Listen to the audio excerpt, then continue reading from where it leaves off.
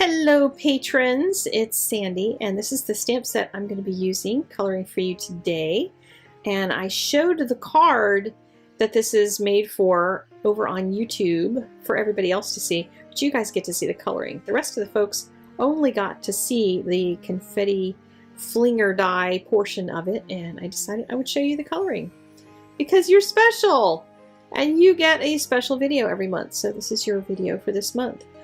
And I'm going to color her with a little darker skin tone than normal, so she's kind of in the human rainbow mode of the things that I color. When I'm doing something that's just like a quick card, I often don't jump to another ethnicity. My go-to is always just white people. Try to consciously decide once in a while to do a video with the human rainbow for everyone because I want to promote that. But like my natural, if I'm just going to color a quick card for a friend, is usually not to go for another skin tone. And I wish that was not so. I always thought about it every single time, but you know, we all have those things. So I'm using a couple different colors, and I decided I wanted it a little bit darker, but I wanted her hair first. I wanted to get a comparison for what her hair was going to look like to see if her face needed to be darker. And that was kind of the, sometimes I do my decisions on colors based on what's around them and that sort of thing. So this was one of those that specifically went that way. Because as soon as I colored her hair, I realized, yeah, that base tone color that I used was way, way, way light. So I added a little more of the mid-tone and blended that in.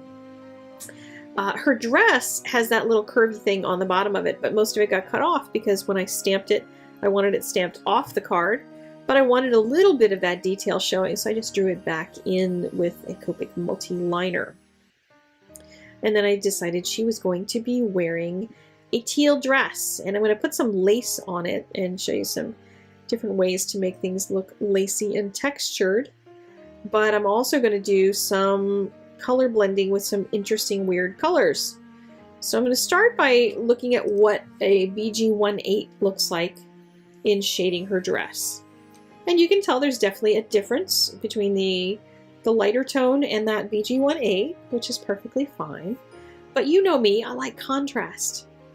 And while this works, as soon as I put more of the BG15 over it, it kind of softened the amount of texture, or the amount of contrast, not texture.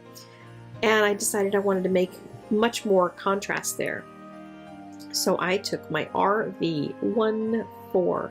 Yes, an RV on top of the BG. But look what happens when I take the BG18 on top of it. It makes a really, really contrasty dark color. And it doesn't look like that pink anymore. Now there are some shades, if you use too intense of an RV, you know, too dark of a color, then you're not going to ever be able to color over it with a BG. But it takes some experimentation. However, it's certainly possible to do, and this is one of the things that I talked about in the Copic Jumpstart class, where you can use the complementary colors in order to build up darker shades of something, and that really helps here. I added a little bit of color onto her parts that are going to be lacy, because when you add the white pen and you have a color under it, then the white pen shows. If you don't have the white pen on top of a color, if it's just on top of the paper itself, it really doesn't do much unless the person holds the card up to their nose and then they see that there's some white pen's marks in there. And so that is a helpful thing to do, to put some color in those areas that you want to have be lacy. And it also makes them look like really softly colored in the same kind of colorway as the rest of the dress. So I'm doing it all along the bottom as well as on the neckline of the dress.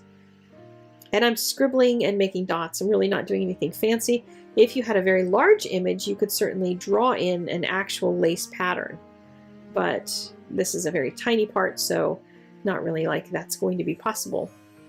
So adding a few more details with the white pen, including her buttons and her eyes. And on anything that just has a black dot for an eye, I like to add a white dot to it. It just makes them look alive instead of just like a cartoony thing. So then I'm adding polka dots onto the dress itself. And next we're going to go for the other elements in the picture, which are the little package she's carrying. And I'm going to do the same kind of a thing. We'll look at, okay, here's an RV09, not very dark, but what happens if I put that BG15? It turns into a dark red-violet-ish color when I go over it with a red-violet. So I'm doing the reverse of what I did on the dress. And that was one of the reasons why I picked these two colors, so I'd have them all out on my desk and could try them together and see how they worked. I'm going to add some details onto the little package with my white pen, of course. And the white pen, the white Signo pen, does actually fade into the Copic marker a little bit. So we're going to actually get a little bit of roundness as that dries and the color soaks through. You can almost see that pink coming through on the ones that are in the shadow areas. So the white is going to actually help to look like it's got some dimension in it as well. And here I boldly put a little bit of the BG in my balloon, went right over it with the RV09, and it turned into a very rich, dark, pinkish color that can be used for the shadow on the balloon, and softened the edges of the highlight with the 0 marker. Next was the confetti, and that's just going to be a combination of all the different markers that I used already for the pinks and the blue-greens. And I'm going to use small pieces as well as big pieces.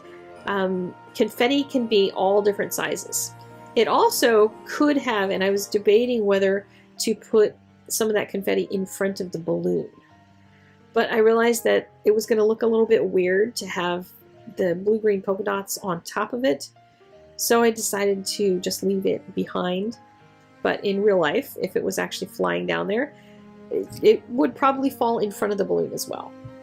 But there you go. There is the card. I hope you enjoyed the video on YouTube as well. And thank you so very much for being patrons. You guys are amazing and awesome, and I love you. Thank you for your support. Take care. Bye-bye.